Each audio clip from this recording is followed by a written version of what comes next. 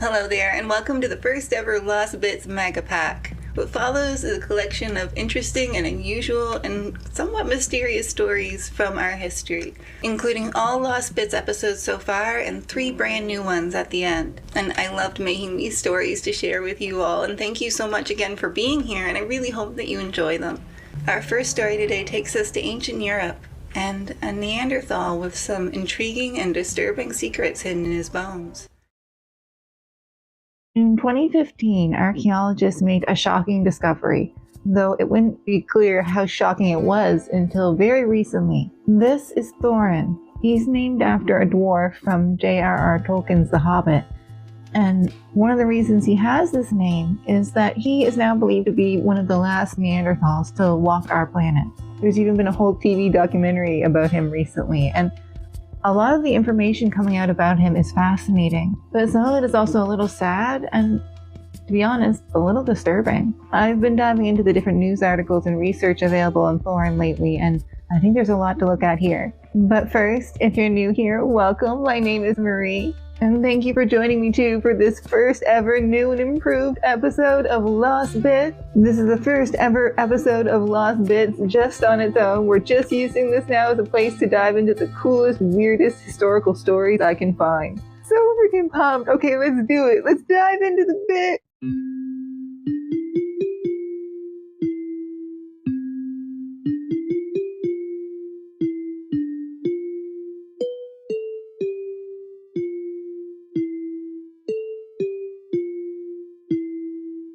So Thorin, like I said, was only uncovered in 2015 at a place known as Mandarin Cave in France. Now this cave and cave system really has also revealed a bunch of other finds, and not just Neanderthals.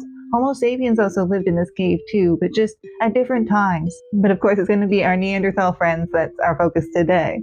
One of the first things that's so remarkable about Thorin is, after dating what we have of him, which I'll dive into that more in a second, researchers feel that it's most likely he lived around 42,000 years ago.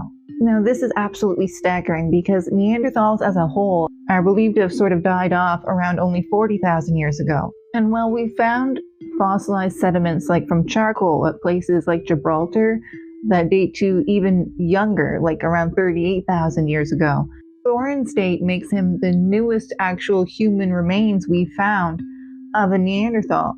He and his family would have been living at the very edge of their history, at the very end of their timeline, and also kind of at the start of our independent one. That makes anything we can learn about Thorin and how he lived his life incredibly valuable. And I do want to stop here and go back to that thing of what we've recovered of Thorin so far. Well, because his fossils are so valuable, archaeologists are really taking their time and being super extra careful and physically removing his remains from the cave they found him in. So even though the discovery was made in 2015, as of right now, when I record this at the end of December of 2024, not all of Thorin has been removed from the cave yet. The recent DNA analysis they've done on him has been taken from molars and portions of his skull that have been recovered. But this is still an active investigation and excavation, and it's not the only one like it actually in the world. In Gorham's Cave Complex in Gibraltar, yearly excavations have been going on now for a very long time, uncovering evidence of an isolated pocket of Neanderthal people that managed to survive to an incredibly recent date there. It's from this place that they found that charcoal sediment that I mentioned to you that could date to 38,000 or newer. And this site, the Gorham Cave Complex, has been on the UNESCO World Heritage List now since 2016 as a result. This place is incredibly important and very similar to Thorin's cave in France in a lot of ways. And actually, something that we're learning from all of these sites is that near the end, especially, Neanderthals seem to have been living in isolated pockets across Europe. And here we come to the more disturbing reason that Thorin has been in the news. Because in his remains, we found evidence of both the extremeness of this isolation and some of its more unfortunate side effects. And that's because modern analysis would reveal that Thorin and his whole family, even by Neanderthal standards, had been living an incredibly isolated existence for an extremely long time. Now this is interesting because archaeologists noted that around a 10 days walk from where Thorin and his family were living in Mandarin Cave back in France now, there were other Neanderthal communities. Despite this fact, After analyzing Thorin's bloodline, they found that there was absolutely no outside genes introduced from anyone coming outside of Thorin's own little community in this cave for at least 50,000 years. That's almost mind-boggling. I need to stop and just sit with that. The Mandarin Cave complex is not a huge complex.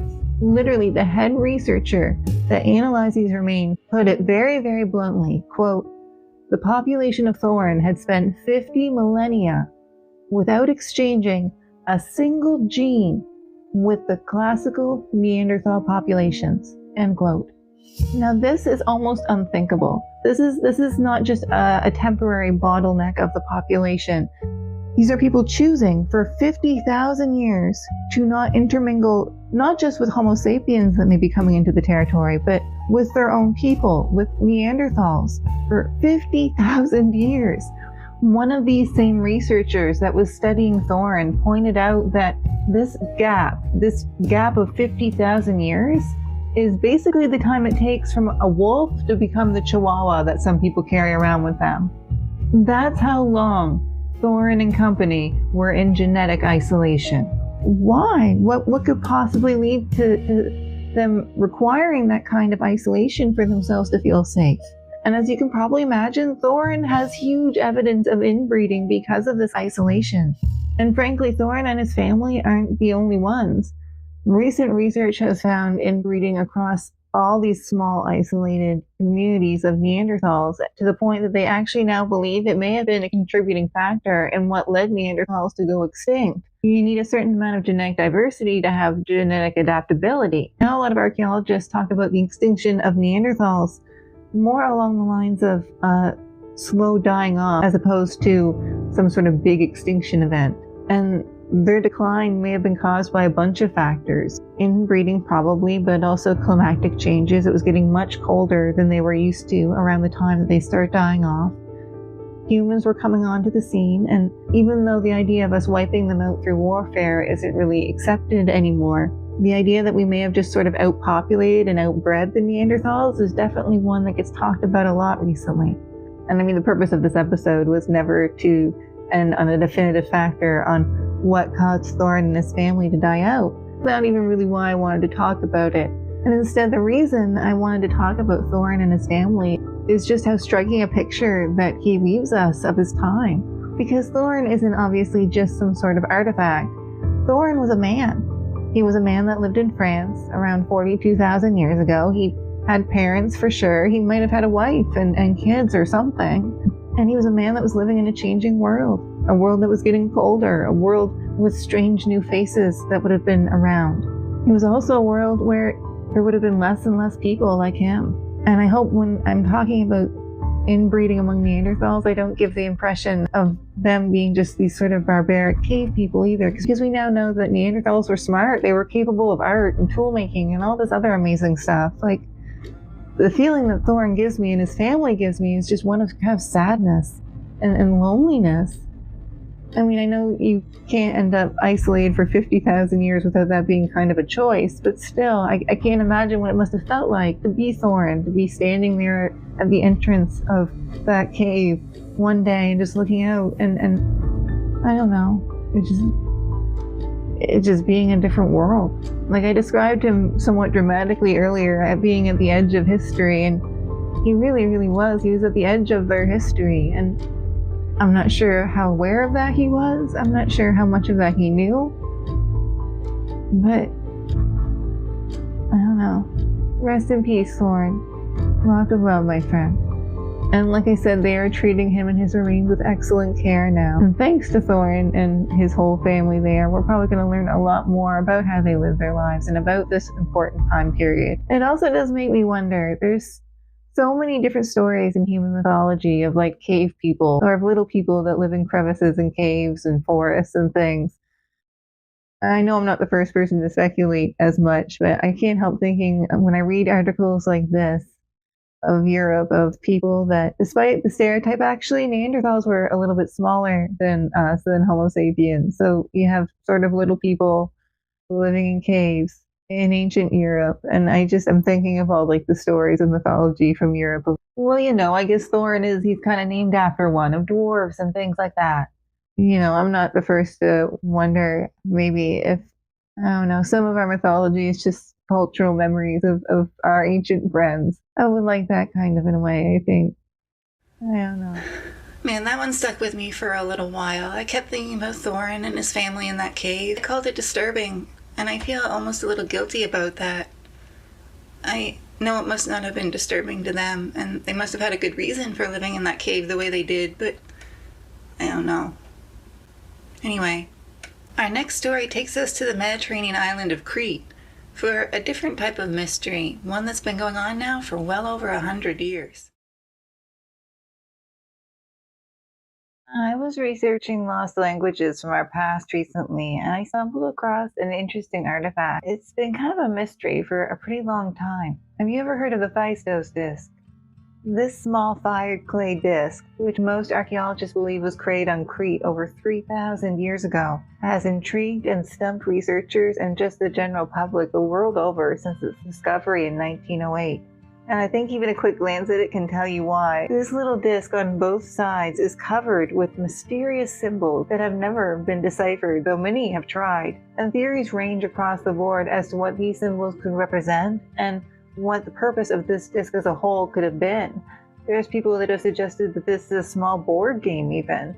As always, I'm not an expert or anything, but I've been digging around and I've hunted up what we know of the history of where it was discovered.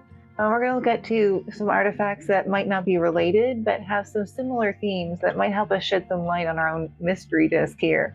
And we're going to go through all the symbols on this thing, and we're going to compare it to some other famous instances of lost languages. But before we go any further, welcome. It's so lovely to see you. My name is Marie. Thank you so much for joining me here. Welcome to Lost Bits. This is the place where we sit and talk about interesting, unusual, and mysterious things from our past together. And today's is kind of a doozy. I can't wait to share this all with you. I can't wait to see what you think. Oh my goodness, it's time. Let's dive into the bit.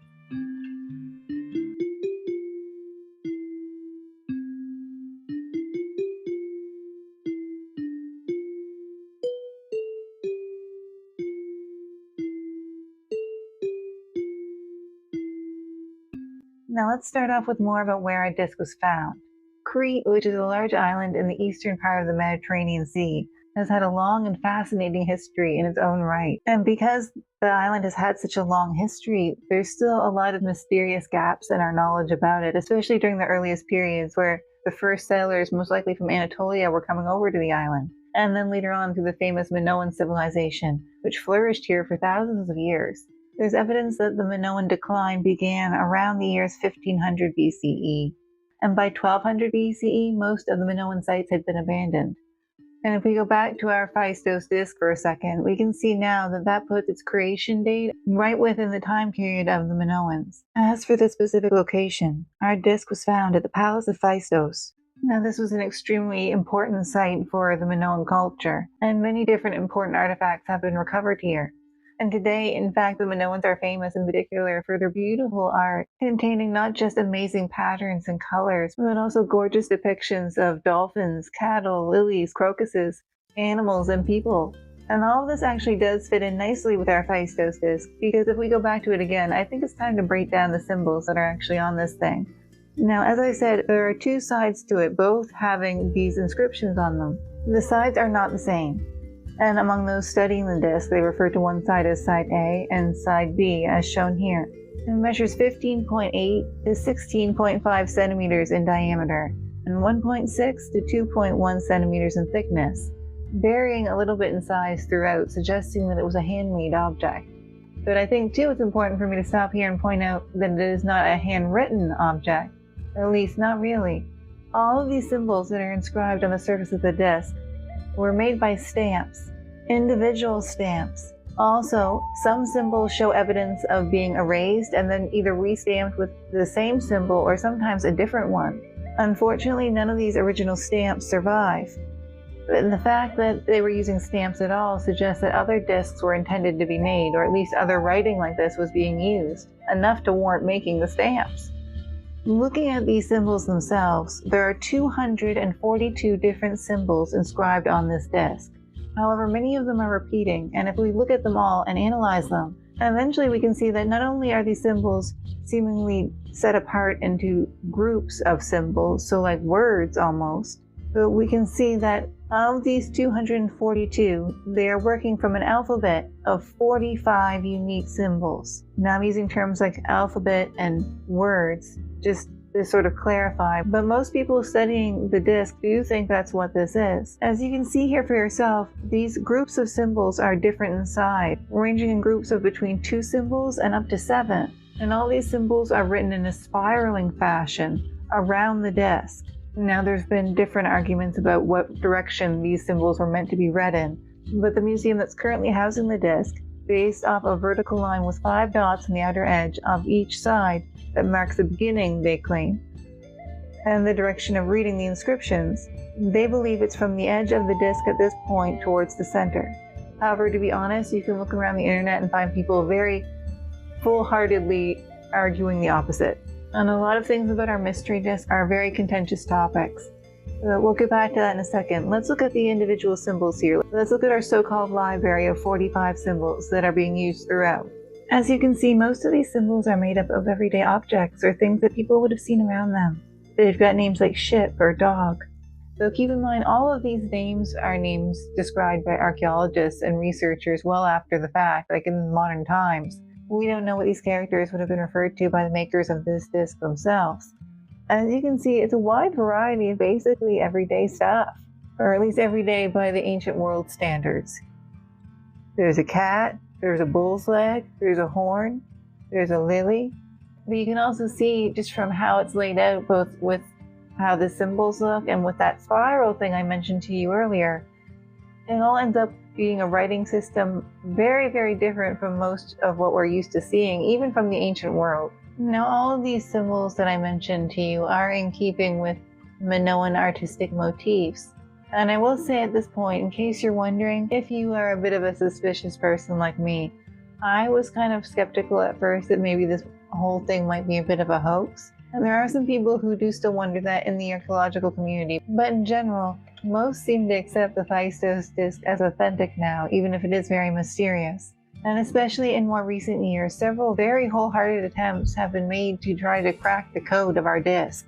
All known writing systems presently understood fit into one of 3 categories generally: pictographies, syllabaries, and alphabets.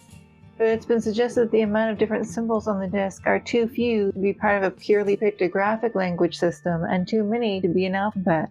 This leaves the idea that each symbol could be a syllable, and each group of symbols is a word, a syllabary. And actually, a later language in this region, Mycenaean Linear B, would fit into this category.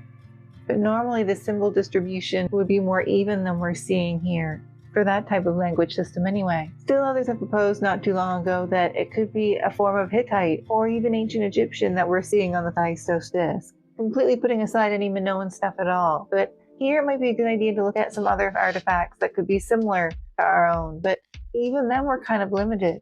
In fact, there's only 2 known artifacts that people seem to really talk about along with our Phaistos Disc, so they leave us a little bit with more questions than answers. One of these is the Arca Locori axe. Now, this is a Minoan bronze votive double axe, or labrys, made in the 2nd millennium BC.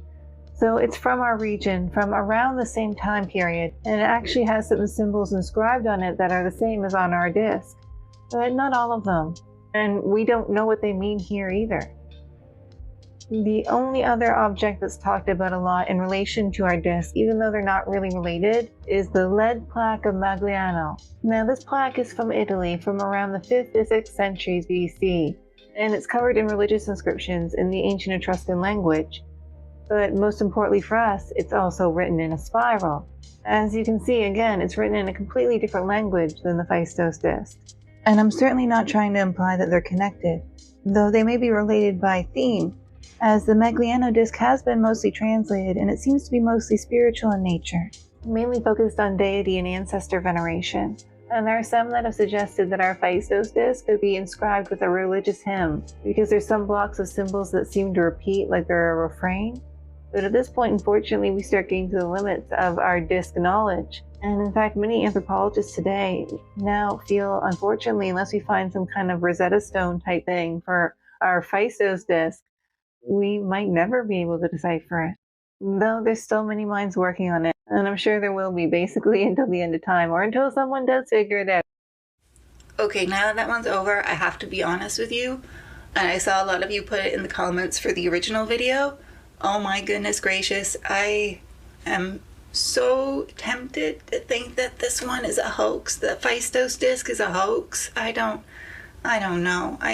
But mind you, the objects found with similar symbols on them makes me think it's not a hoax. I'm kind of all over the place. I'm not gonna feel good until they let someone freaking date the thing.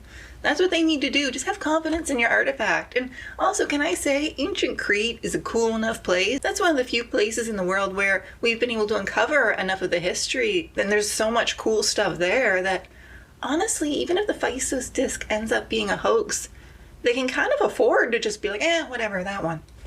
Well, let's just comfort ourselves with our thousands of other important artifacts.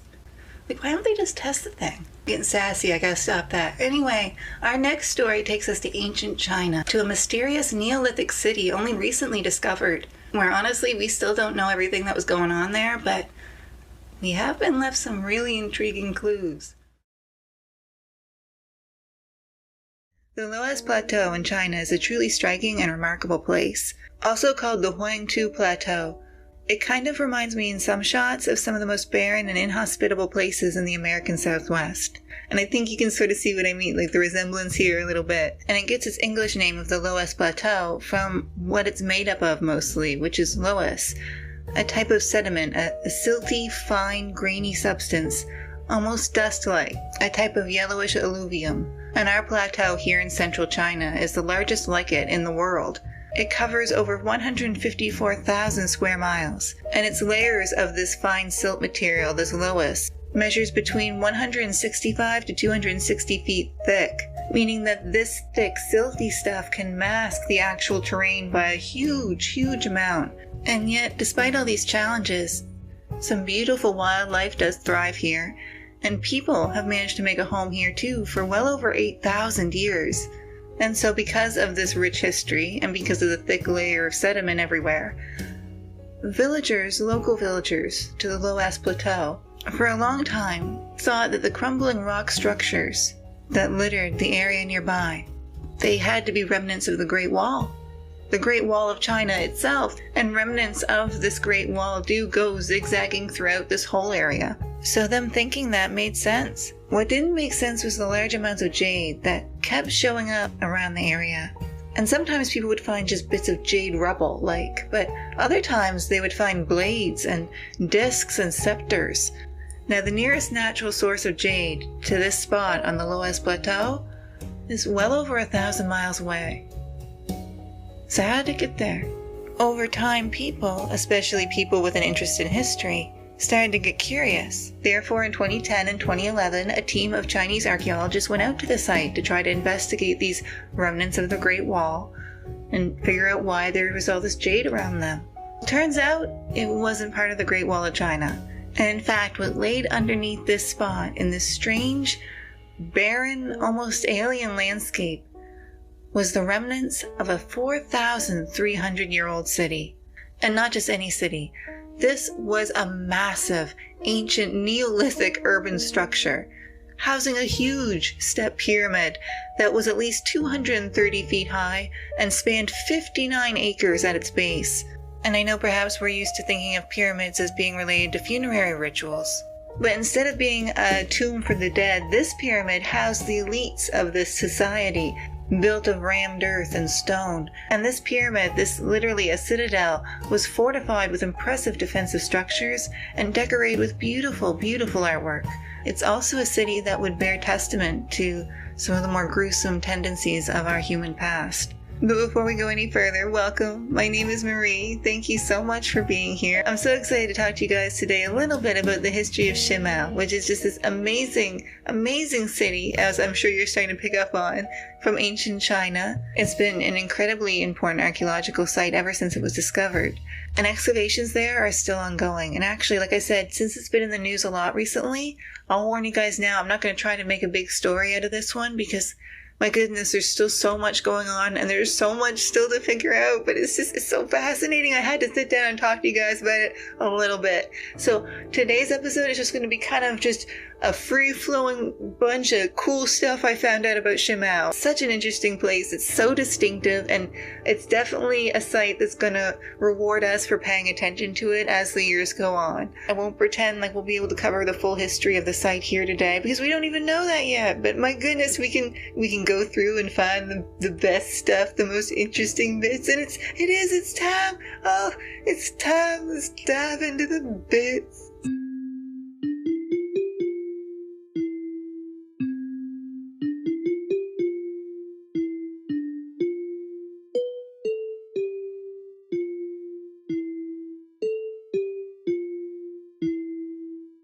So one thing I think that will help explain this place a lot, and the cool first thing I want to talk about is that even though this area in the Loess Plateau is very kind of barren today, back when this city was being founded 4,300 years ago, that was not necessarily the case. As I said, people have been living in this region for an extremely long time. And it is a region prone to flooding. It's a region prone to droughts as well. It is a region prone to tremendous windstorms. And on top of all this, like I said, it's got this base of loose, silty, sandy stuff. So very, very prone to soil erosion. But there was a time that this would have been a much richer, more forested, friendlier to habitation area. This hilly background that you're looking at behind these words now, this all used to be flat. This used to be a flat plain of trees and grass. And actually a nearby desert to our ancient city has recently undergone a very successful reforestation program. So we may someday see this area looking more like it should again. And so I think that will help keep this in context, because you can see we're looking at a huge, huge city. And that actually brings us to what I kind of want to talk about next, is just how impressive in size and scale this city built so many millennia ago was. Like, the entire size of the city as a whole spans over 1,000 acres, meaning it's about 25% bigger than the modern New York City Central Park. Also keep in mind that jade here that was found so far away, and that's the next point I want to bring up, is that this place was not just big, it was incredibly sophisticated. They must have had a trade network going to get that jade here, and you can see some of the culture they produced in some of that art that you're seeing now that I mentioned to you earlier. Some of these beautiful reliefs were also probably serving a spiritually protective purpose for the city, and a lot of the city, like I mentioned to you, is really defensively impressive as well. We're talking miles of both inner and outer perimeter walls. Walls alone that would have required so much stone to make, if you were to gather it all together, it could fit into 50 Olympic-sized swimming pools. And the population here was probably between 10,000 to 20,000 people. We can also see some of the defensive nature in how the elites lived. Like I said, the elite people lived at the top of this huge pyramid, which would have allowed them to see everything around. And this pyramid would have been visible from just everywhere. It wasn't just a living quarters, it was a statement, and it was a way to keep an eye on the territory. And we can also see some of this idea of protection and also spiritual protection in one of their more gruesome practices. While modern-day archaeologists were excavating under the city's eastern wall, they found 80 human skulls clustered into 6 different pits, and no body parts related to these skulls was ever found. It was just the skulls alone.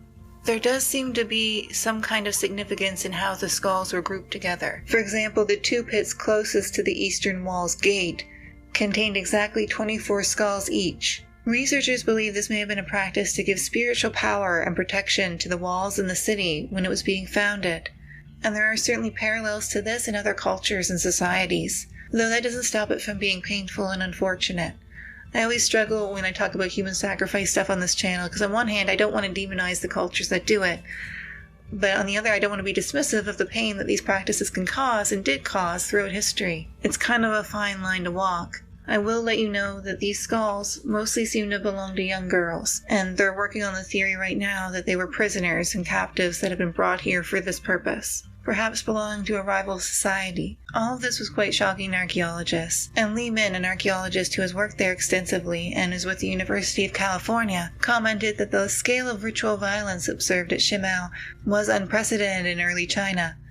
Mass human sacrifice is instead what he calls a defining attribute of the Shang civilization, which is a different society in ancient China that occurred many centuries after this, and eventually later dynastic rulers in China stamped out the practice altogether. So seeing it here at this early date with this many dead was very startling, but I want to say again, and it's not me trying to make light of these young women's deaths in any way, they do think it was for a defensive spiritual purpose, and so much of the city seems to be built around this idea. For example, several stone blocks within the high walls of the terraces that make up the pyramid were carved with designs to make them look like enormous eyes looking down towards the east gate of the city. Wedged within the stones of the walls themselves were pieces of black and green jade, probably to add to that feeling of spiritual protectiveness, but honestly we don't still know a lot of that. And that sort of brings me to the last point I wanted to bring up, which is just, oh my goodness, we have so much left to figure out. Like, I just told you some of the most interesting facts coming out of this site, but it's all kind of bits and pieces. We don't even know the name of this place, this beautiful, wonderful place that managed to flourish in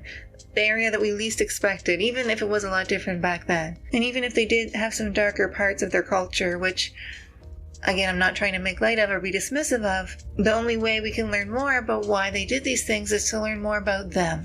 This site and some others from ancient China actually have been in the news recently, and I'll definitely let you guys know when anything else cool comes up. Shimao, oh, so cool, so cool. The art there, I saw other people saying this, and I agree. It really reminds me of like some South American or Mesoamerican art, you know what I mean? I'm not trying to say that they're connected.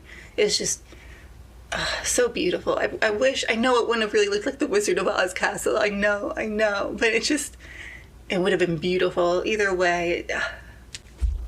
It's one of those places. There's so many places I wish I could go and I wouldn't want to live, but just like for one day to go back in time to see Shimao at the height of its glory. Oh, what a gift. What a gift that would be. Our next story is a place that you can visit now if you happen to be in the United States of America, and has a long history, but one that was also kind of stolen. In the summer of 1883, a man named Frederick Putnam was going on something of a journey. He was the curator of the recently established at that time Peabody Museum through Harvard University, and since they were a little bit new, he was interested in building their collection.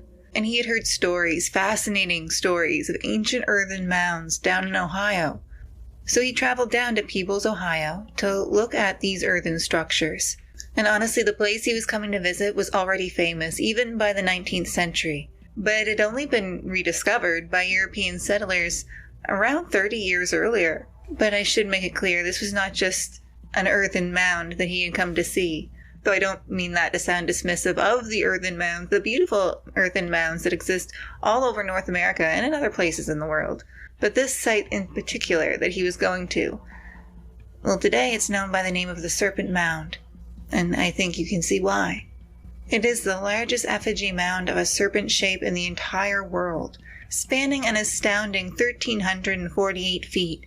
It was first mentioned by Europeans in 1848 by early explorers for the newly initiated Smithsonian Institution, and by that point it was covered in cornfields and brush from the local settlers, but it's just a good thing that it wasn't destroyed, because frankly, many of them were. As I said, there's earthwork structures all across North America, but there used to be a whole lot more. As that famous westward expansion happened, many got destroyed to make way for other things, or even just farmland. But when our friend Frederick Putnam got here in 1883, he realized immediately the importance of the site.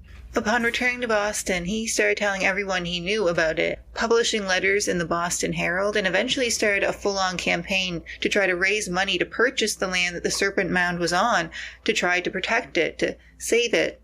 And I don't know if you could tell from how I said save it there that things might take a turn in this story soon. But before we get to that, welcome.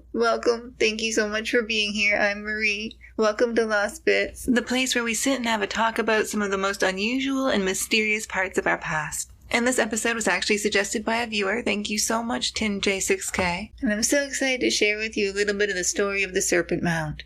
One of the most beautiful and mysterious examples of indigenous architecture in the Americas, and a place that has both an interesting historical backstory and also kind of a fascinating modern one. We're going to look at archaeologists' best guess at who built this amazing structure and when. We're going to look at some different similar sites across North America, and we're going to hear the story of how the modern world came to face this ancient serpent. It's going to give us a chance to visit North America again, good old Turtle Island, for the first time in a little while in a Lost Bits episode. I don't think we've been in American waters since the Mary Celeste. And this it'll give us a chance to talk about ancient American mound builders and other cool historic stuff from our neck of the pond for once. Let's do it. It's time again. Let's hit the bits.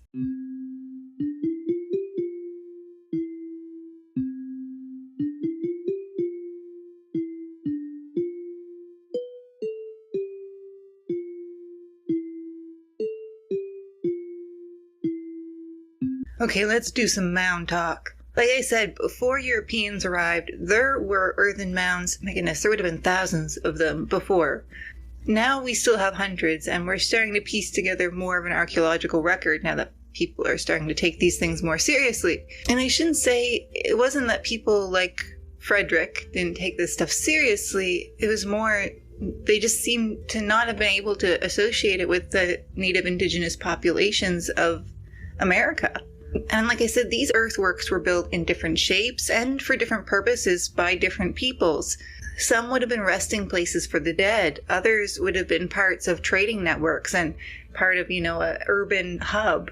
Others would have been places of gathering for ceremony and rituals. But all of them would have been socially, politically, and perhaps most importantly, spiritually important.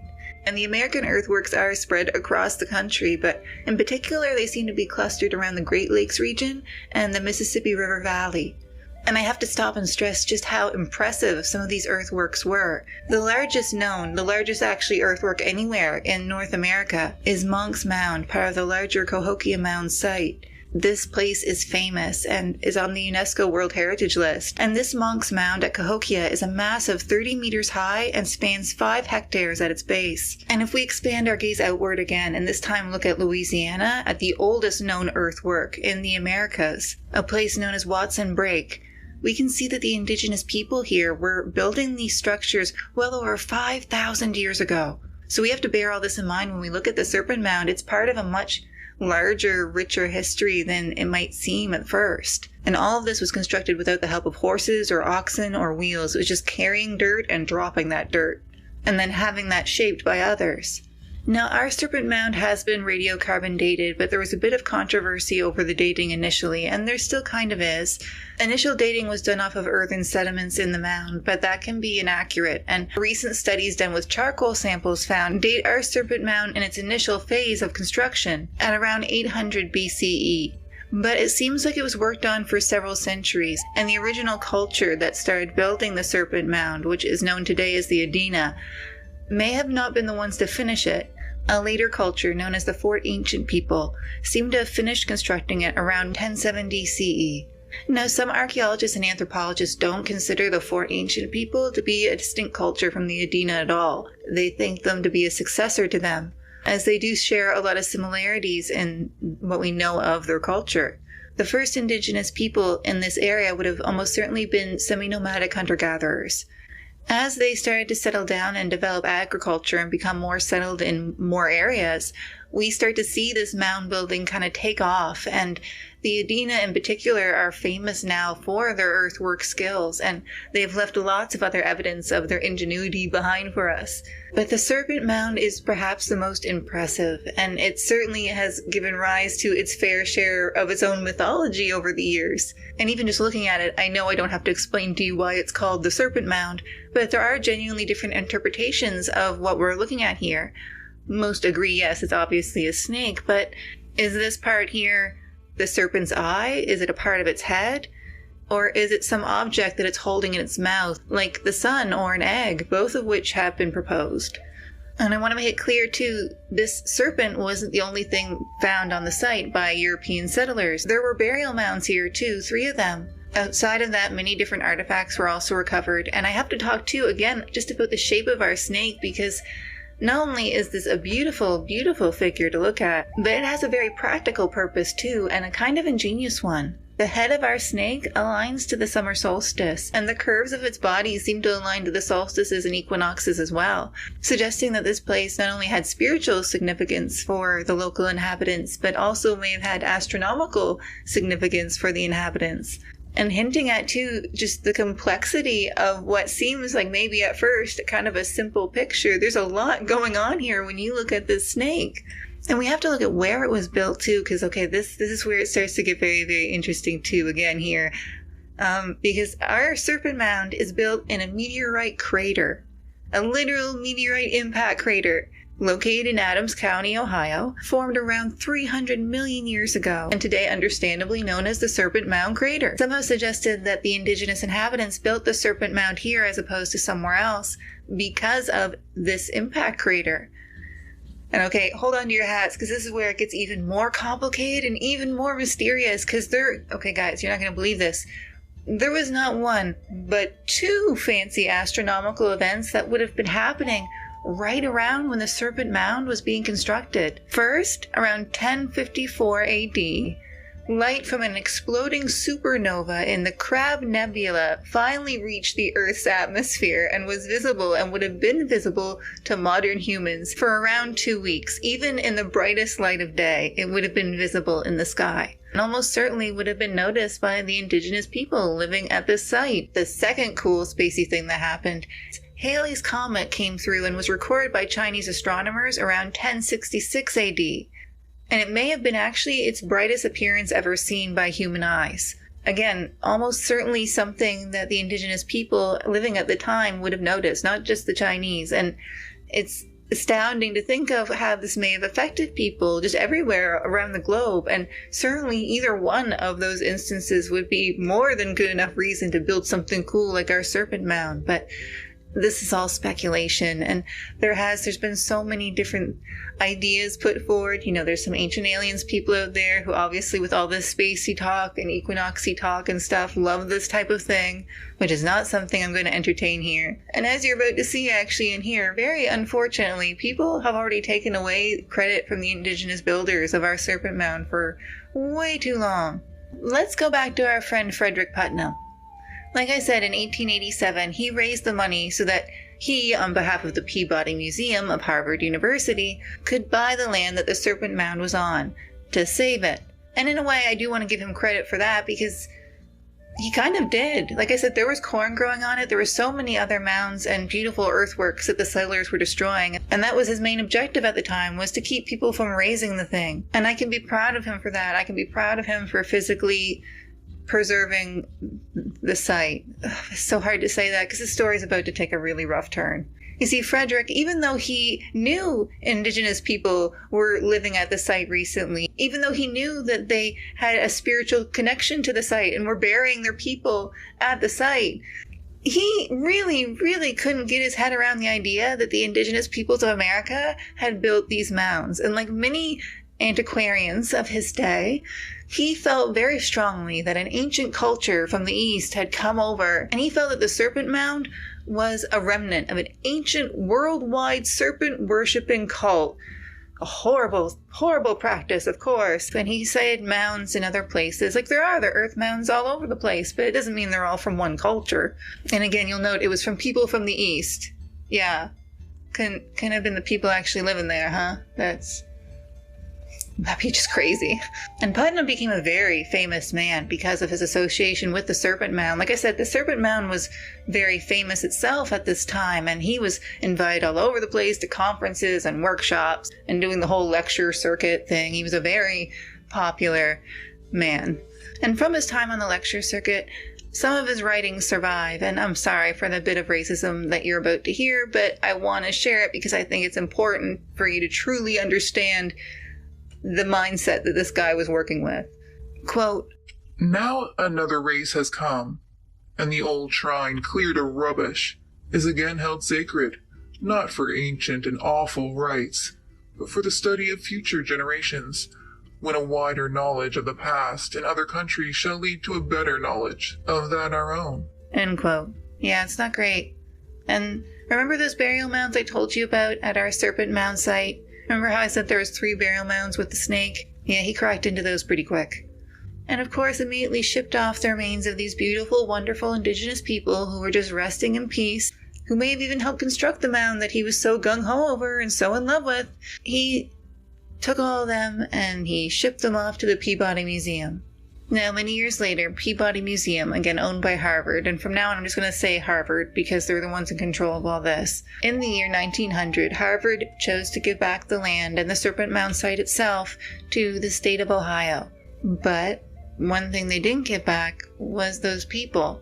As of right now, as of this recording in January 2025, the Peabody Museum still holds the remains of at least 11 members of the indigenous Ohio community, along with some funerary belongings, many different cultural items, some made of stone, animal bone, copper, and so far has not returned them.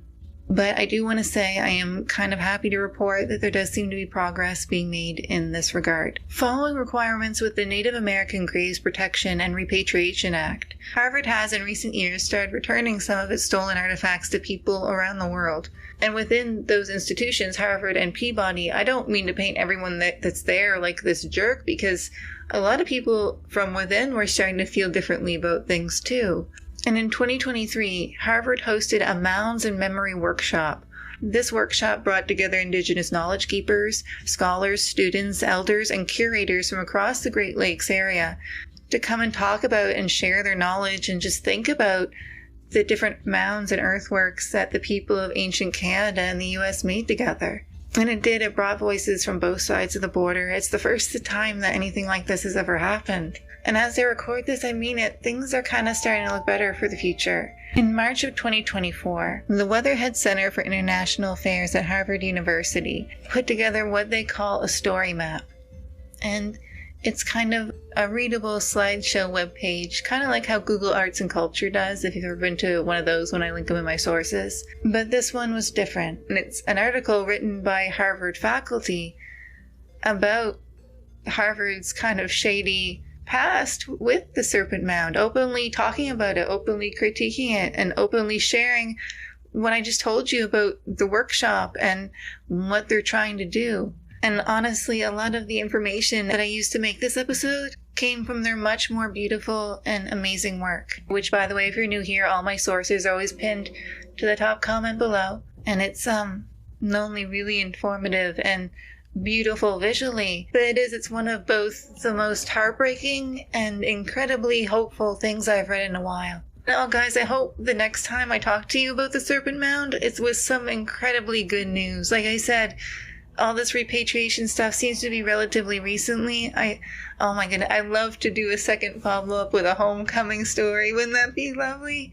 For those 11 people who finally come home, it's been over 100 years. We gotta bring them home. That's very important. We need them to come back home. I would love to see that. I would love to see that, and I will keep you posted. I have to say, I had to delete some very rude comments from that video, the original Serpent Mound video, because I had one person in particular get very upset at me and accuse me of revisionist history, claiming that the indigenous people weren't advanced enough to figure out the equinoxes or to build the Serpent Mound at all, and actually phrased it in a way that I took as very, very insulting to indigenous Americans. As you can probably tell, I am not an indigenous American, and to be honest, I'm not the most PC person always in the world. I'm not super woke, but I don't want to be a dingus either, you know? Like, just don't be a dingus, people. Like, you can say whatever you want. You don't have to agree with me in the comments, but that's the other thing. This person was making big, bold claims about the indigenous people not being advanced enough. Well, not listing any sources, though, for that information. Meanwhile, as you guys know, I keep a full source list at the bottom of every single one of these videos. And frankly, I go to a lot of work to make sure they're reputable sources. Not that I'm an expert or anything, far from it, and I'm not trying to sound like a know-it-all, but my goodness, if you're going to make bold, insulting claims about a whole people group, you better have a darn good reason to be throwing that heat down. And I ain't changing a video without some good sources either way. Our next stop is to ancient Scotland, to visit some people there that still have some interesting stories to tell in their bones too. In 2001, a team of archaeologists and researchers started doing excavations at this small community on the tiny island of South Uist, just off the coast of Scotland. Now, recently around this community, they'd started finding a bit of sort of like archaeological detritus, old pottery shards and different things like that. And there were some 11th century houses there. So the archaeologists started excavating around these houses and under these houses just to see where all this was coming from and what they could find. Well, what they found there was way older than the 11th century. And it turns out underneath these old houses lied the remains of a Bronze Age settlement that they think people first started living in at around 2000 BC. Now, this settlement is distinctive and unique and worthy of talking about just on its own. It was comprised of mostly round houses, some of which were interconnected and were also partly subterranean. Not only that, but in a turn that's going to seem, I think, familiar to anyone who may have watched my Burned House Horizon episode, parts of this settlement, parts of these homes, seem to have had a shelf life. For example, look at this three-structure building here, kind of. Or rather, a three-module structure. I don't quite know how to put it, but you can see here these three interconnected roundhouses. The central one of this kind of three-part structure is archaeologists' best guess at the most important of them. Now, this central roundhouse right here, every 60 to 70 years was completely destroyed and then rebuilt and modified and changed. New layer of sand floor laid above the old one. And in fact, when archaeologists started excavating the site, they had like 500 years of floor detritus just built up on top of each other. And they had an incredible amount to work through. And I should say it wasn't just houses either. They uncovered evidence of ancient metalworking. They found an ancient Bronze Age cemetery there too. Though I will say this was around the time when cremation started to take off kind of in Europe. So it was like a cremation cemetery, but still they were able to learn a lot from it. And this whole site really, even on its own, was just incredibly remarkable, both for its age and the level of detail that they were able to glean on the everyday life of these ancient Scottish people. The archaeologists would end up naming the settlement they discovered here Cladh Hallan, after a nearby modern-day graveyard.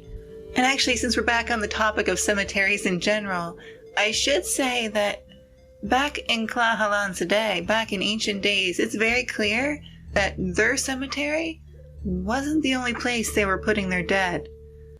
And now actually we're starting to get to the real reason why I'm talking about all this with all of you and why Cladh Hallan has become kind of famous among archaeologists. If we go back to that three roundhouse structure, underneath these three houses, they would find the remains of 6 people.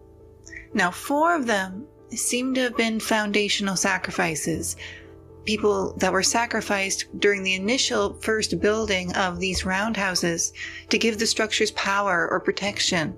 And while that's unfortunate, it's certainly something that we've seen before all over the world, but the other 2 sets of human remains found, now these were something different. And these 2 sets of human remains would end up being so important and so unique that not only are we going to be just focusing on these 2 ancient people for the rest of this episode, but the discovery of our 2 ancient friends here would both A, completely rewrite not just what we know about Scottish history, but European history, and B, also provide the fuel for one of the most fascinating and unique archaeological mysteries of all time. Because these 2 sets of human remains were not foundational burials, and they were not cremations, and they were not any other type of burial ever seen anywhere in Europe at this point. And here, I'll stop the dramatics a bit and tell you that these 2 Bronze Age Scottish people would soon become very well known for a couple of reasons. And the first one is, as archaeologists would soon figure out, when you are looking at the remains of these 2 people right here, you are not looking at the remains of 2 people. And here, let's start with this guy here, this ancient Bronze Age man here. This male skeleton is not one male skeleton. We have the torso and limbs from one man, the skull and neck of another, and the lower jaw of a third, possibly from a woman actually. And if we go look at our own woman again, our own supposed female skeleton, it's just as complicated a picture. The lower jaw, an arm bone, and a thigh bone all came from different people. And data from analyzing the skull was inconclusive. And not only that, but 2 teeth had been taken out of the woman's jaw and put in her hand. So when you look at these 2 sets of human remains right here, what you are actually looking at is some of the oldest and some of the only known ancient world deliberately created composite skeletons ever found. Literally what the mass media have been calling Frankenstein mummies. Which, by the way, we haven't even got to that part.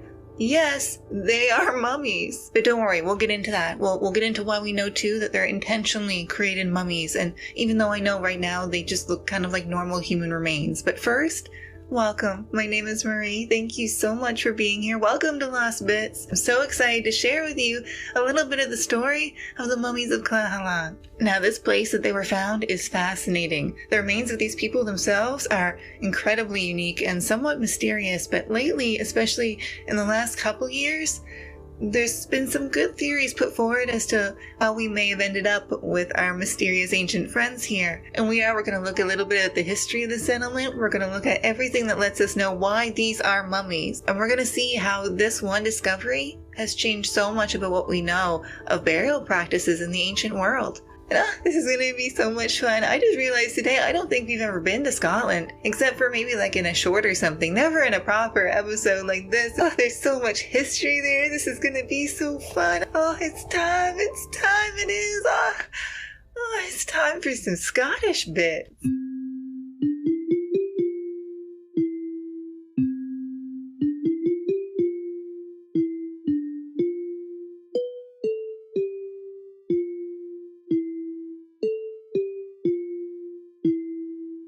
We need to understand a little bit more about the island of South Uist itself. As I'm pretty sure you can tell yourself from looking at this map, South Uist is not a huge island. It runs about 20 miles north to south and is only 7 miles across. And while these days it's connected by road bridges and I'm sure boat passage to other parts of the UK, it certainly would have been a somewhat more remote area back in the day when our settlement was being created. And the island itself is somewhat distinctive in its layout. It's kind of split in half. The east side of South Uist is extremely mountainous, with the tallest mountain reaching a staggering 2,033 feet there. And all around these mountains, the east side of the island as a whole is just kind of dominated with heather and peat bogs. The western side of the island, though, has very arable land based off of a shell sand that's built up over the millennia. And while today a lot of income on the island comes from tourism, understandably because of its beautiful appearance, there's also been farming and fishing going on here. And people have been living here in general on this chain of Scottish islands known as the Outer Hebrides for at least 9,000 years. And the people at Cladh Hallan would have also engaged in these practices of farming and fishing and also metalworking. We see evidence of intricate work with bronze, gold, and later iron. And in fact, an extremely rare and beautiful gold artifact was relatively recently found at Cladh Hallan, this beautiful hair ring. And by the time this hair ring would have been crafted, the people at Cladh Hallan would have already been living there for well over 1,000 years. And our mummy friends are tied into all of this, from the cultural complexity angle to the very peat bogs and heather of the landscape, and I mean that literally. The first thing that tipped off researchers to our 2 ancient friends being somewhat unique was after just excavating them and looking at them, realizing that things didn't sit quite right. And actually, it was the composite angle, the mixture of body parts, that was the thing that stood out most first. The woman's jaw didn't fit right. This arm wasn't sitting quite right. Things didn't add up. Though it did take them a couple years, and like I said, it did help getting them sort of out of the ground. It was in 2015 when a professor of biomedical archaeology named Terry Brown from the University of Manchester, just looking at the skeleton, noticed what I just described to you. And he said in an interview later on with National Geographic, the jaw didn't fit into the rest of the skull. It's at this point they started doing DNA analysis on bones in these 2 skeletons to try to confirm or deny what their eyes were telling them, and that's when they figured out the truth. That yes, they were absolutely looking at sort of different people put together. They were also at that time able to specifically date these finds, which revealed two things. First, that the individual body parts even came from different dates. And two, actually it turns out that both of these skeletons, these mummies, were made at different times, though not by a lot. One of these mummies, the oldest, was made between 1260 to 1440 BCE, while the other is a little newer and was made between 1130 and 1310 BCE. So that tells us that this is something that was done more than once and over a little bit of a period of time. And it's from looking at these bones too microscopically that they were able to tell that these were in fact mummies. And not only that, but intentionally created mummies. When our bodies begin to decompose and decay, you can see it obviously in the flesh and the kind of gross aspects, but also in the bones. And when they started examining these bones under a microscope, they could see literally that the pockets of air within these bones that recorded the process of decomposition had been stopped at some point. As they analyzed further, they began to see that something not long after death had halted the process of decomposition, in fact, on both of our two bodies here. The bones also show that eventually this process of decomposition would start up again, but not for a really, really long time. In fact, after their initial death and funerary practice, whatever it was that preserved them, that kept them safe from decomposition, after all this, the forensic evidence shows that they would remain in a state of not decomposing, basically, for 300 to 600 years after their death.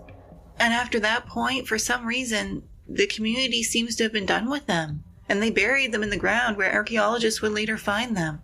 And at that point, once they were exposed to the highly acidic Scottish soil, the process of decomposition began again. Note the fetal and kind of tightly gathered position of our two ancient friends here. And when these two sets of remains were first discovered, these skeletons were fully articulated, meaning the bones were all connected the way they would have been in life. Combining that with the tight posture and what we know now from the bone analysis, some of the researchers have suggested that the bodies may have originally been wrapped and bound, and it's just because, again, that highly acidic soil, over time, it's broken down the wrapping, and this is what we're left with. And okay, this is all really fascinating and really interesting and really, really unique, but it leaves us with a lot of questions. What did these mummies look like initially when they were finished? How are they preserving them this way? And for why? What were they doing with them above ground all that time? And why did they, in the end, bury them again? Well, as for the preservation part, we do have a good idea now of how that happened, because as they analyzed these remains further, they found elements that could only be traced to local peat bogs in their remains. And now we're pretty sure that what happened is that they would submerge this body in the local peat bog. Now, these bogs are highly acidic, low oxygen environments, which keeps bacteria from growing. The bacteria that breaks down organic matter like our bodies. That's why you see naturally occurring peat bog mummies sometimes, ones that weren't intentionally created by people, like our famous friend here that I'm sure you've seen before. Now, the interesting thing about the natural chemical components in these peat bogs is that they're really good at breaking down some types of organic material and leaving others untouched. So in the example of these famous peat bog mummies that you've seen before, the peat is really, really good at breaking down the skeletal matter. It loves calcium. The acidic conditions love calcium-based materials and will just eat it up. But the stuff in our skin, it don't like that so much. And there's certain natural chemical compounds in the peat that actually do the opposite and can act as a preservation agent for human skin and tissue, basically. So that's how you end up with these peat bog mummies that are beautifully preserved, that you can see their faces so clearly, but actually if you look back at some of these pictures, you can see they're kind of like, and I mean this with no disrespect for the dead, rest in peace, my friends, but they're kind of like a blob. I really don't mean that to sound... That sounds awful, but you know what I mean? Like their skeleton is gone, but the outer parts are preserved very, very well, which shows again the deliberate nature of preservation we're seeing here at these Cladh Hallan mummies. For them to get the preserving power of that peat, they got to put the body in that peat bog, and we know they found the residue of that peat bog on the bodies with the remains. But they can't leave the body down there too long, or it would have destroyed the very bones that we're studying now. So what they think they did is they put the bodies down in these bogs for about a year and kept an eye on them. And then when they were ready, so to speak, they would lift the bodies up out of these bogs, bring them back, clean them off, and now you have sort of a perfectly preserved mummy, or in our case, a composite mummy, that is resistant to normal decay, it's resistant to normal bacteria that you can keep with you, in this case, for hundreds of years. But why? And also, we still haven't talked about why the different body parts from different people. And actually, let's address those together, because researchers actually seem to be kind of addressing those together, and they do have some thoughts. And I've only really found 2 good theories put forward, and honestly, one of them isn't even that good, and I hesitate to include it. But the most obvious one that some people originally put forward that is not really getting a lot of ground, but I'll cover it here just to address the elephant in the room. Well, maybe it was an accident. Maybe they lost that dude's head, and so they just grabbed another head and they threw her on there. And that's how we've got this sort of mishmash of body parts here. But, I mean, they did this twice and with multiple body parts. And, well, later on in their local cemetery, they did go back to full body burials. Like I said, for a long, long time, they were practicing cremation. And it's kind of a small community. Like, it wasn't just the 3 buildings we've been kind of focused on. Like, there were more around, but it's not a huge island. Like, how many spare skulls and jaws and arms do they have kicking around? And I'm sorry, if you're going through the trouble to have this year-long process of creating this mummy and watching the body and checking on the body and bringing the body out and cleaning it off from all this peat and preparing it and all this other stuff, are we just playing fast and loose with the heads now? Kind of the most identifying feature in most cultures for a person? Not only that, but again, they did it multiple times. They did that 2 times. And also, if you think about it, like when they attach these new parts, they couldn't attach like fresh parts because then those would rot and you'd have this perfectly preserved mummy with just like rotting parts sitting in your home or your temple or whatever. You'd have to put on mummified parts as well. So do they just have a barrel of spare mummified parts around in case of whoopsie? Like what? So the main theory that people are going with now has to do actually with sort of how society was changing towards the end of the Bronze Age and going into the Iron Age. In Scotland and throughout the UK, well, what we today think of as the UK, we see societies and communities moving into sort of more clan-based hierarchies, and land and ownership of property starting to pass through clan lineages. And especially with these bodies being out of the ground for so many years before they were being interred again, as if they were on display somewhere and being shown, this could have been both a form of ancestor worship and also a very practical way of maybe making sort of a composite ancestor, you know, like someone that's a bit of body parts of all of your clan. And this like person now, this mummy now represents the family and what that stands for and this whole land holding. One of the researchers working on the site put it really, really clearly and in a really interesting way. And he said, quote, "At a time when land ownership, communal rather than private most likely, was being marked by the construction of large-scale field systems, rights to land would have depended on ancestral claims. So perhaps having the ancestors around, in the flesh, was their prehistoric equivalent to a legal document." End quote. And I will say, I mean, I love that, but even outside of the legal document sense, there's cultures right now where they preserve their dead and bring them out, and so that they can meet with the family members and see them and check in, and for those family members to see them and interact with them spiritually from the beyond. And I mean, I can't honestly say that's what I think is going to happen to me when I die, and I'm not sure that's what I would want for me, but I think that's beautiful. I think that's wonderful. And to be honest, yes, this makes total sense to me on the spiritual level and the practical one. And it makes more sense to me than them being so careless with one aspect of their funerary customs and yet so detailed and having such a rigorous process on the other. But unfortunately, now I have to complicate things again, because when they did the DNA analysis on each of the mummies and looked at the individual bones, they checked to see if the different owners of the original bones were related. So, for example, in the female mummy, if the person with the skull was related to the person with the torso. That sort of thing. And it turns out, no, they're not related. Now, does that mean the whole family lineage idea for these mummies falls apart? I'm not really sure. I mean, we all know sometimes that clans and families, even in modern days, we have our chosen family. It doesn't necessarily have to be through bloodline. But it does. It makes it all the more mysterious and means that this is still kind of an open-ended question of why these mummies were made. I will say, though, that does seem to be sort of where everyone's at now. Most don't buy the accident theory at all, it seems like. Most agree that these are obviously intentionally created mummies made of intentionally put together different body parts from different people. But no one's 100% sure on why.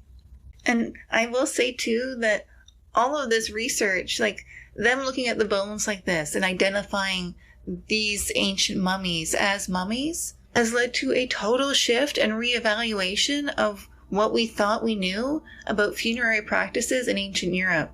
The same team that made this breakthrough on our mummies at Cladh Hallan later went on to analyze in the same study many other ancient human remains, because again, ours were put back in the ground, so the mummy part kind of just rotted away and we're just left with what looks like normal skeletons. It was just because of the mix-up of the composite parts they thought to check this, but now that they know this, they can go and check all these other remains, guys.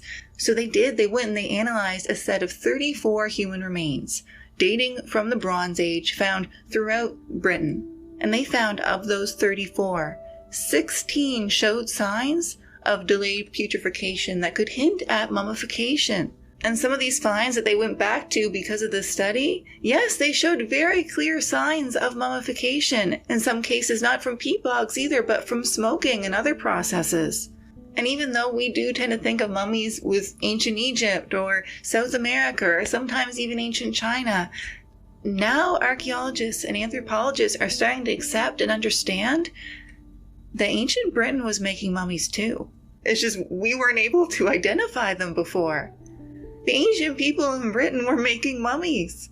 And now that we know this, guys, we're going to hear way more about this in the future. There's absolutely going to be more like this. And in fact, there kind of already has. In 2022, researchers published a study analyzing human remains that had been found in the 1960s, but were now being analyzed with fresh eyes. These remains weren't found in Britain. They were found in Portugal. But what's so interesting about them, and this is still contentious, they're still working this through, but there's good evidence, and they actually tested this out on fresh human cadavers, you guys. That's how committed they were to this. That the oldest known intentionally made human mummies are from Portugal, at least as we know it now, because these guys here are believed to be 8,000 years old. This means that they even beat our friends the Chinchurro, and you know how much I love them.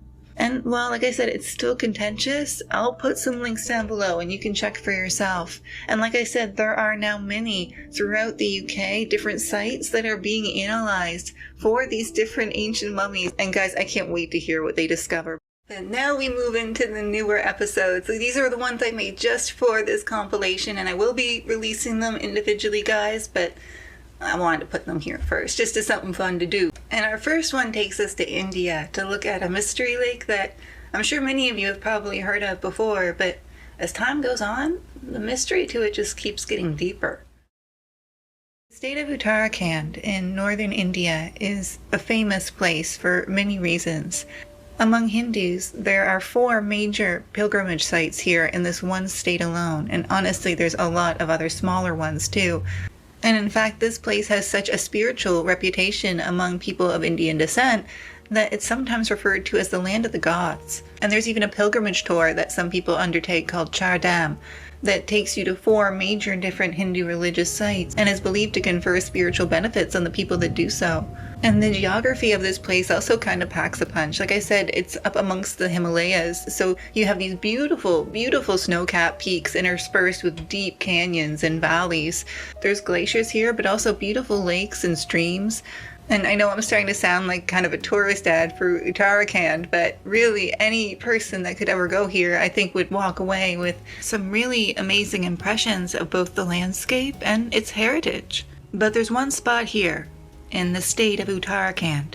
That even though it's not tied to any major pilgrimage center and it doesn't have a long and glorious history, well, this lake has now become almost more famous than the province itself. Because this tiny lake, Rupkund Lake, or more commonly known as Skeleton Lake, well, it gets that name for a reason.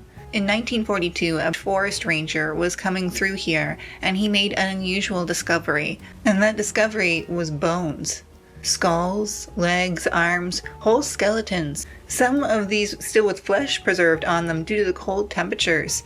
Again, this is all happening up in the mountains, and this lake actually is frozen for most of the year.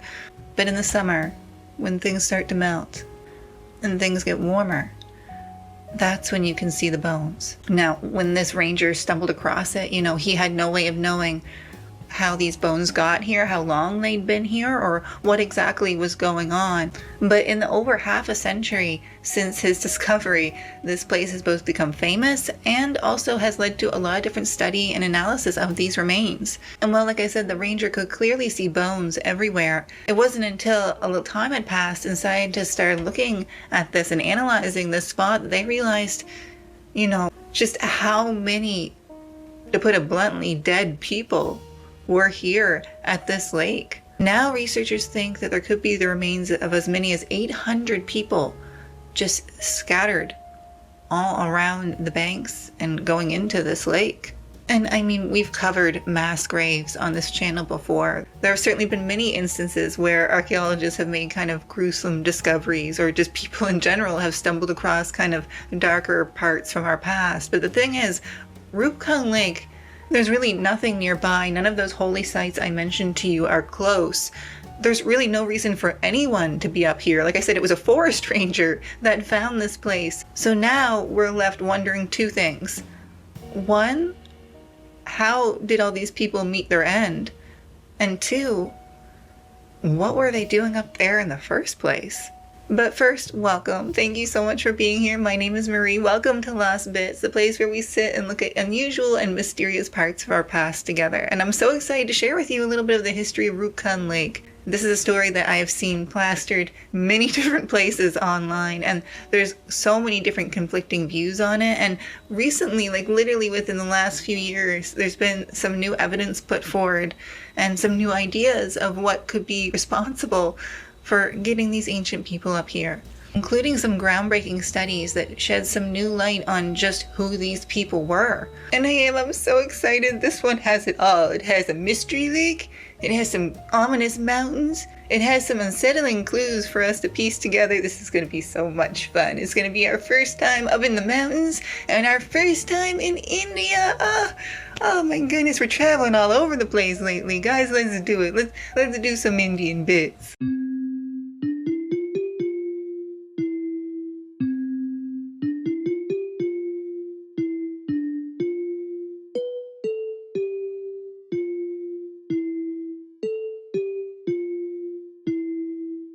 Okay, the first thing that I think could be helpful is to really look at, again, just how remote this lake is. Like, to understand why this is so weird, even these pictures of it up in the mountains doesn't really make it clear. Like, it's a 4 or 5 day trek by foot to get to this lake, which is from the nearest village, not some big city. The only thing that particularly locals could think of after this discovery was made was that this spot is technically on the route through to one of those pilgrimage sites that I mentioned to you earlier. Specifically, it's on the trail of a pilgrimage to the Hindu goddess Nanda Devi. It's believed to be a manifestation of the Hindu goddess Parvati. There's also an extremely unique pilgrimage that occurs only once every 12 years that actually does come right to Rupkund Lake. There's even several different legends that some locals have taken to referring to these skeletons found at our lake. One of them involves an ancient king who, when his people faced a time of drought, underwent a pilgrimage to Nanda Devi to try to get her to bring back the rain for his people. But instead of taking the pilgrimage seriously and showing humility before the gods, the king set out on his pilgrimage with all this luxury and bougie stuff and dancers and everything else, and it made Nanda Devi angry. It felt to her like he wasn't taking the whole thing seriously. In her rage, the story goes, she summoned a powerful hailstorm with balls of hail as hard as iron that struck down the whole pilgrimage party, including the king. There are some who suggest that it's their remains that you see here at Skeleton Lake.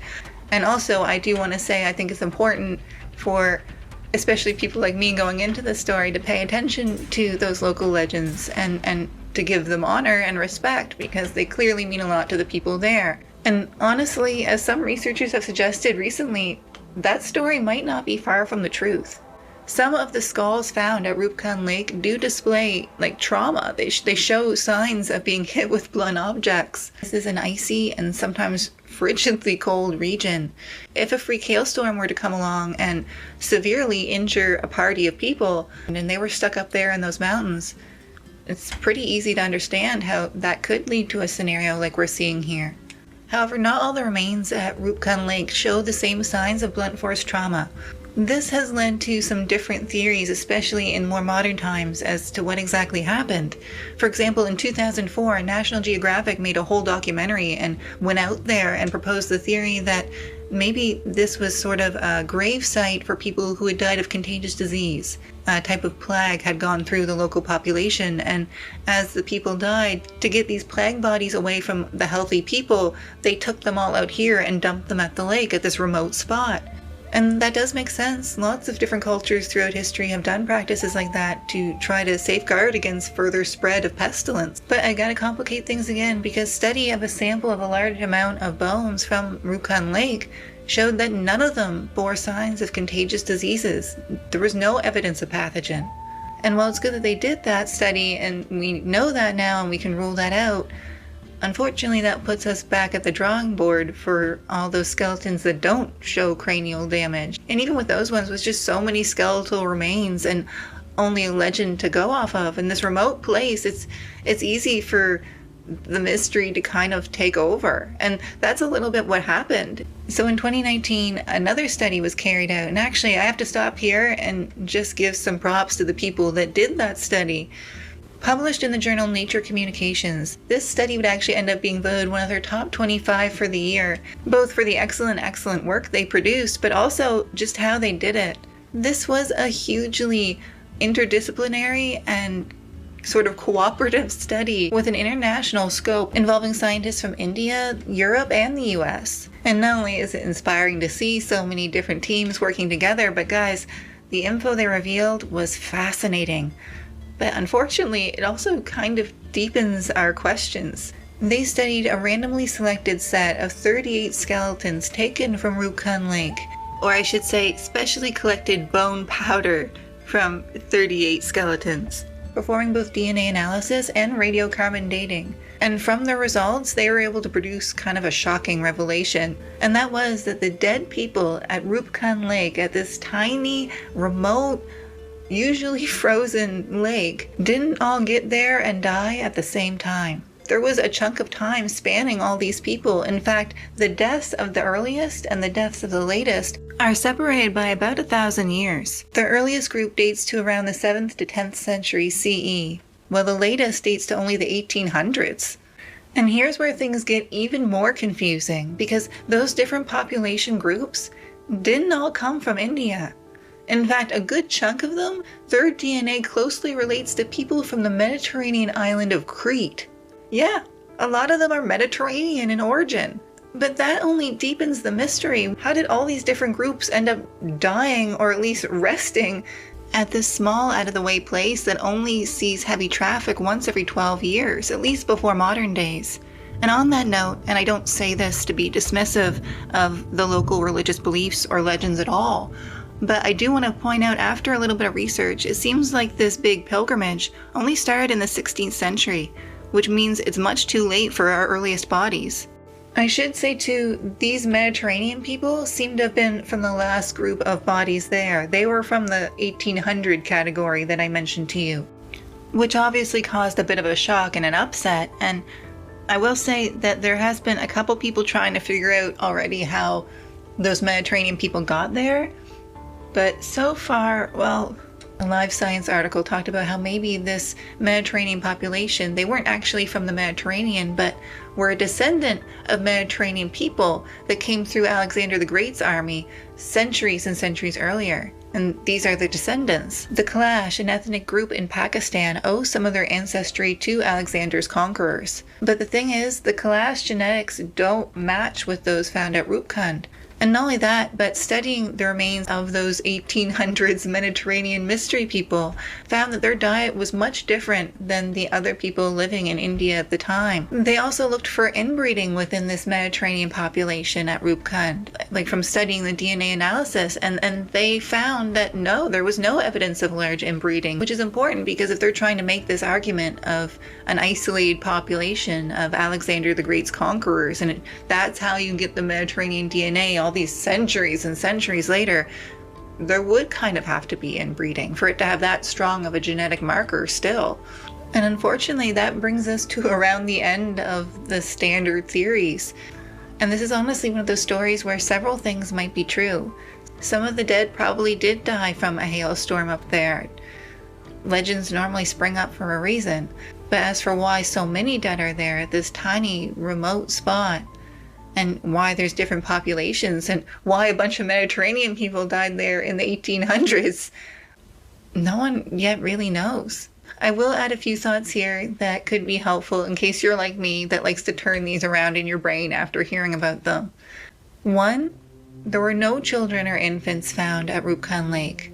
But other than that, it's not super uniform. There are men and women there, even some elderly women among the dead.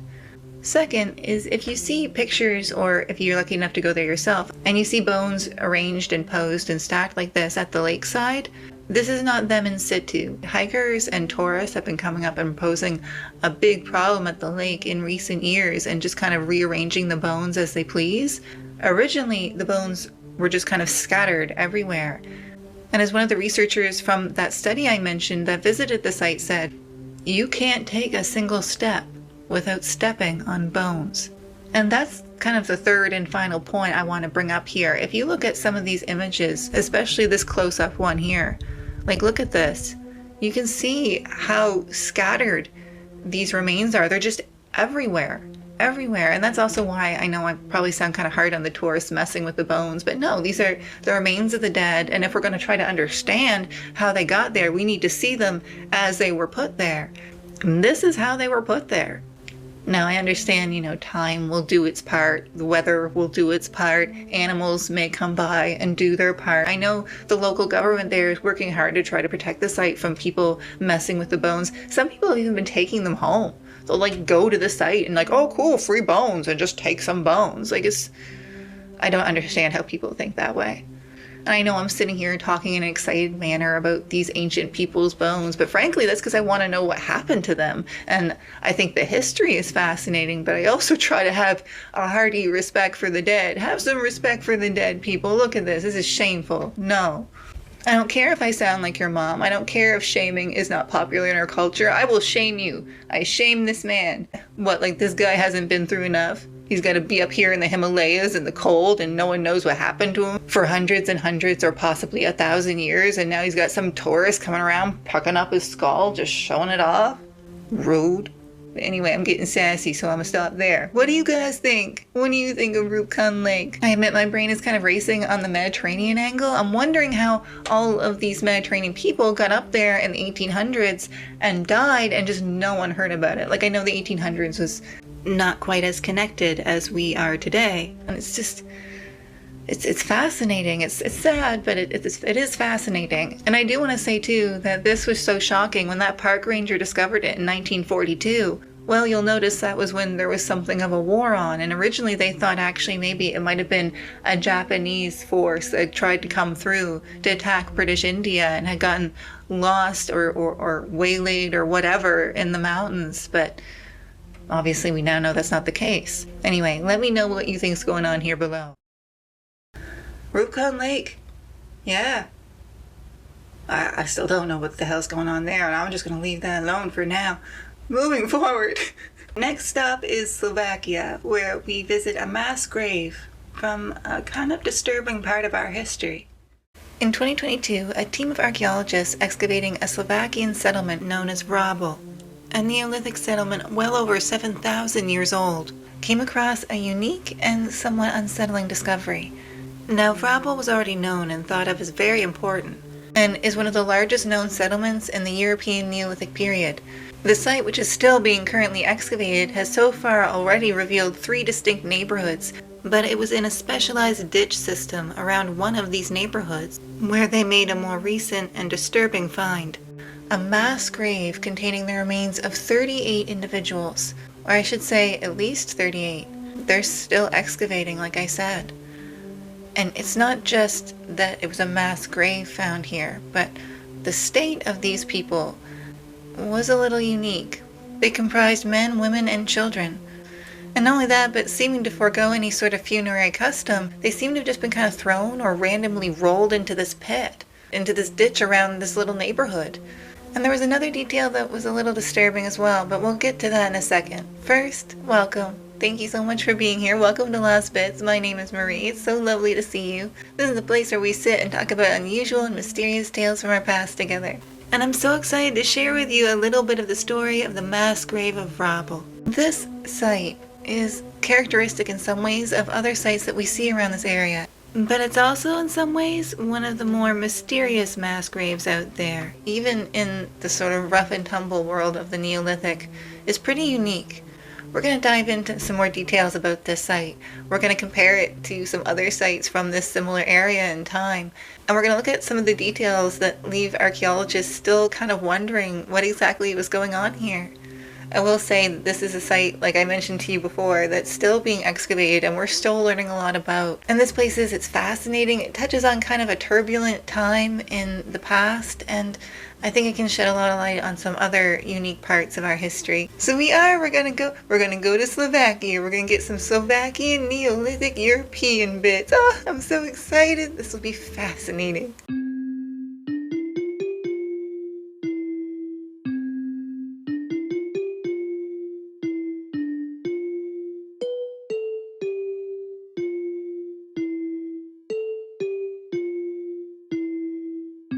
So I mentioned to you that this site was 7,000 years old. Well, specifically, it was inhabited between 5,250 BCE to 4,950 BCE.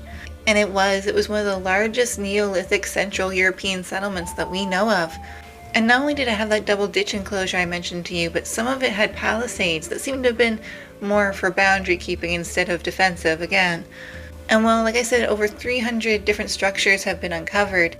They weren't all used at the same time, but still they do think at least 80 different houses were inhabited at any one time, which is a really high population number for this time period. The culture behind the settlement was the linear pottery culture, or the LBK. And they have a fascinating history, kind of broken up into 2 segments. They were some of the earliest farmers of Western and Central Europe, growing legumes and cereals mainly through slash and burn agriculture, making small patchwork fields and forests. They also raised cattle, and they had beautiful, beautiful pottery from which they get their name. The first phase of LBK history is kind of marked by its peacefulness, actually.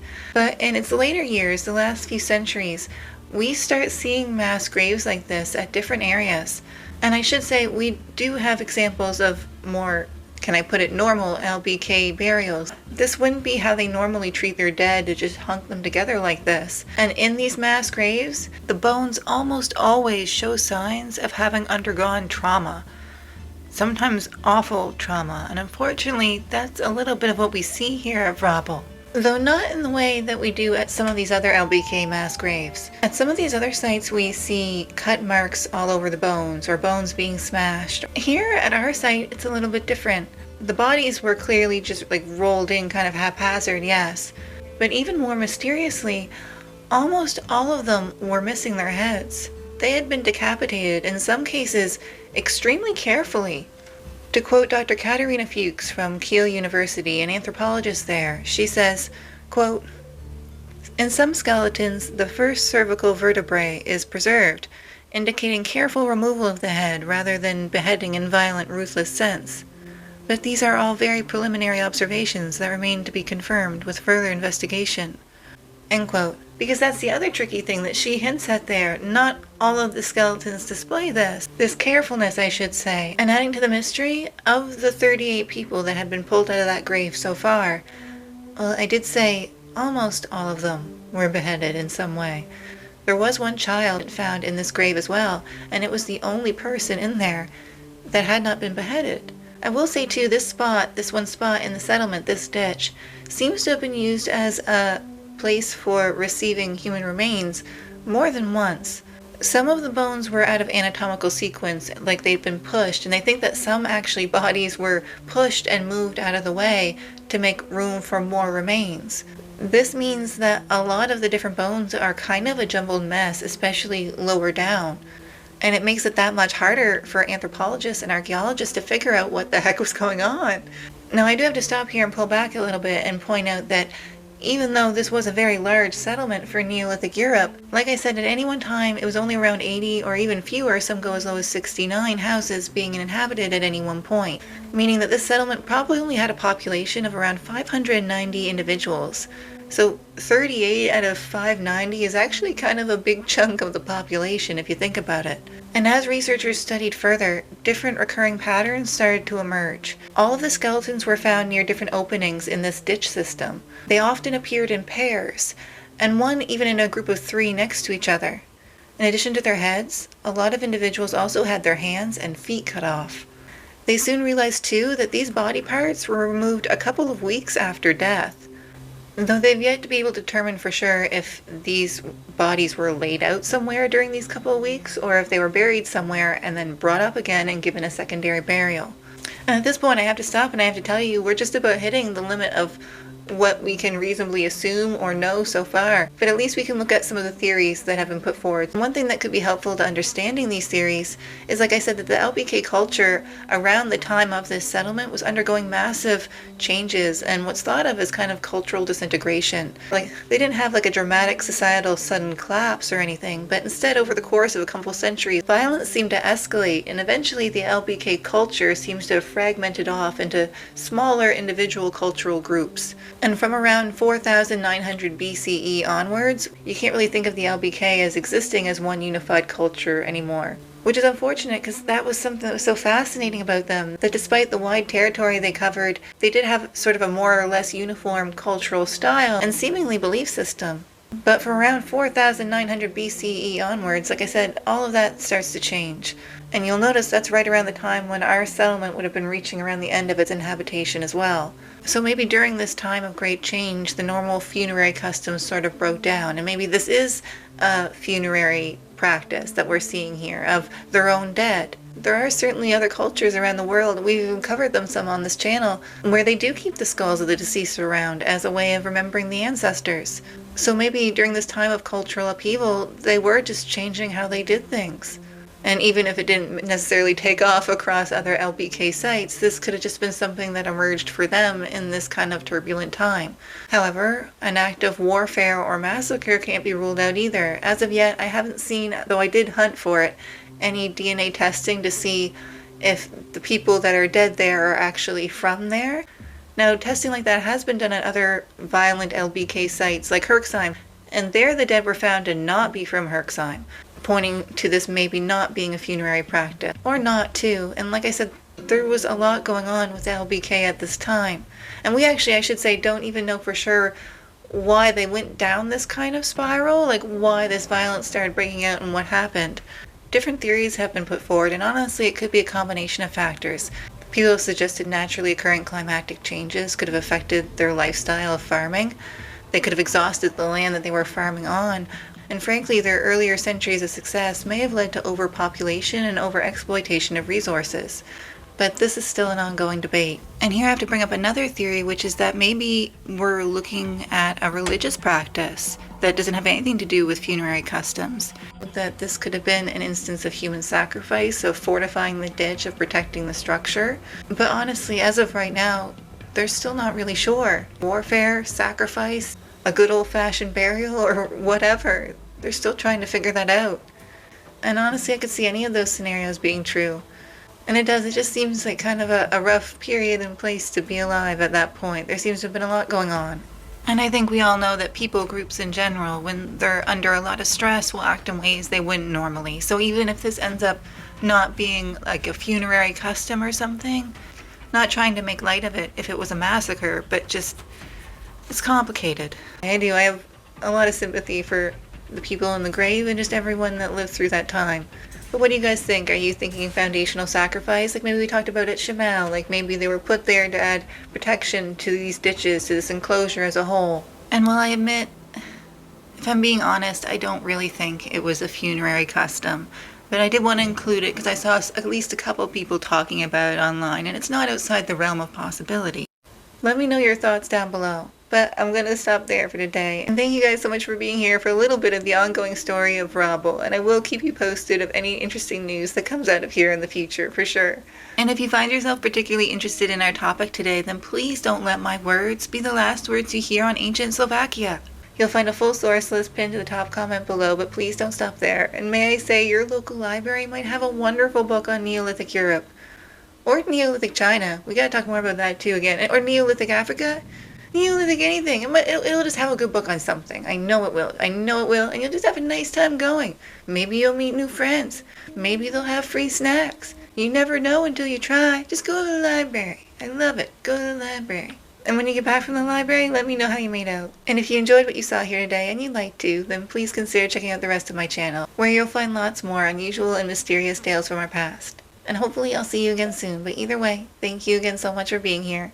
Be safe, be happy. Go with all my love. Until next time, goodbye.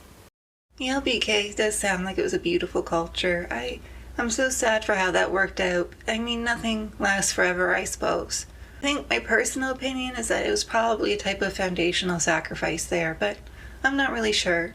And as it's such a recent find, we're gonna have to wait a little bit to get some more info there, I think. Our last story today takes us to Norway, and to a site with a completely different purpose. Kind of both a heartwarming and heartbreaking one. I think when we think of ancient Norway, probably the first thing that springs to mind is the Viking Age and the Vikings, which is understandable in a way given that they were so distinctive and had such a wide cultural legacy. But the Vikings make up just a small part of Norway's history. The so-called Viking Age only lasted from around the 9th century to the 11th century CE, and there were people here in Norway long before that. And in the fall of 2023, archaeologists made an absolutely breathtaking discovery outside the city of Fredrikstad that hints at a much older part of Norway's history, though in a very, very mysterious way. Now, the town of Fredrikstad itself was founded in the 1500s, and so has quite a long history too. But the archaeologists were originally examining an even older Stone Age settlement nearby when they came across these mysterious stones not far away. And after further excavation, they carefully uncovered what ended up being 41 round stone formations, clearly carefully built, unlike anything else seen anywhere in Norway. And honestly, just even looking at these guys, they are incredibly different from a lot of places. Like, I know there's different mystery circles all over the world, but these are, even just looking at them, not only can you see the care put into them, but they're just extremely distinctive. Several of them have a large middle rock at the center, as you can see. And some of these circles of stones are really large, the largest being up to 6 feet or 2 meters across. And like you can see, the stones were put together almost like street cobblestones. And as they continued excavating all around this sort of settlement of these stone formations, around the perimeter of the area, they discovered rock carvings that showed voyages and sun worship. There are also cooking pits and fireplaces found around the perimeter as well. And like I said, all of this is incredibly unusual, even for archaeologists, and it left the team there kind of stumped at first. Who made all of these circles? When did they make them? And maybe most importantly, like I'm sure you're wondering too, why? And we'll get into all that, but first, welcome. It's so nice to see you. I'm Marie. Welcome to Lost Bits, the place where we look at unusual and mysterious tales from our past together. And today's is really, really recent, guys. Like I said, this place was only discovered in 2023, and we're going to look at what this place was for, because we do know now, though, it kind of only leads to a deeper mystery. I'm going to warn you guys at the start, this is one of those kind of heavy ones. I don't know, at least for me. You guys let me know your thoughts at the end, and I'm so excited to dive a little bit into some ancient Norwegian past, and this is so distinctive, and these are so unusual. And honestly, even just the findings of their study was only published and started to make the news rounds in 2024. So we're going to kind of have to be careful, and there's not a ton of information available yet, but I will share with you everything I have, and we can always come back here again in the future, you guys. And I'm ready. Are you ready? I'm so ready. Let's have some Norwegian bits. Lovely.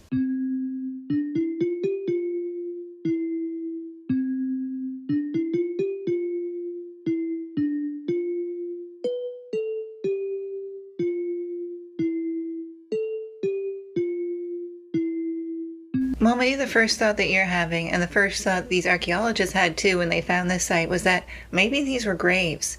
And certainly stone circles are found throughout Europe that were used for this purpose, to mark burial sites of members of the community or of your family. And that's exactly, actually, I'll get rid of the mystery a little bit here right now.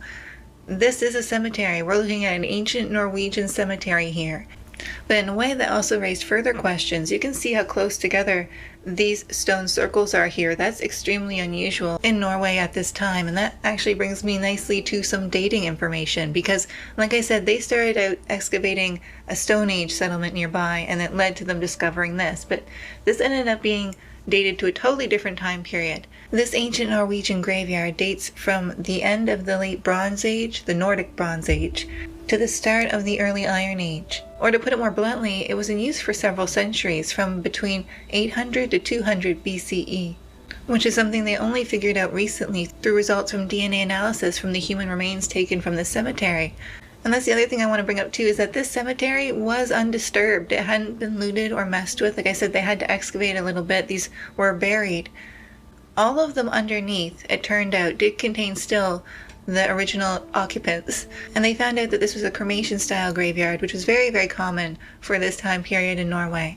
All throughout the Bronze Age, cremation was the preferred method of getting rid of the dead. And it's underneath the central stone, the big stone in these circles that you're looking at here. That's where the remains were put. Sometimes in a funeral urn, or sometimes just deposited in there. And I will say that grave goods were kind of sparse. They recovered what they think are some metal brooches, some pottery shards, and a few other things. But what was mostly left behind was the remains of the people themselves. And here we come actually to the real big mystery of this episode. Because, okay, ancient graveyard, it's very distinctive looking. Yes, the circles are quite close together. They're very pretty looking. But the part that's fascinating people and drawing the most attention is not the graveyard itself, but the type of occupants that it has. Because not only, like I said, was this graveyard used for several centuries, for an incredibly long time, but almost all of the people buried there were children. Many of them were babies, and others ranged between 3 to 6 years old. In fact, this could only be called an ancient Norwegian children's cemetery, actually. And nothing like it has ever been found from this period. Usually children seem to have been buried in normal graves or with their family members. No one's quite sure why they put all these children in their own little circle spots like this. As I said, it was used for a very long time, this graveyard, so they know it can't have been from the result of like a tragic natural disaster or a pandemic that wiped out a bunch of the kids in the community. And actually, to see so many ancient children's graves like this anywhere is unique to Europe as a whole. This is a time when child mortality rates would have been quite high in general, but still, that doesn't explain anything like this.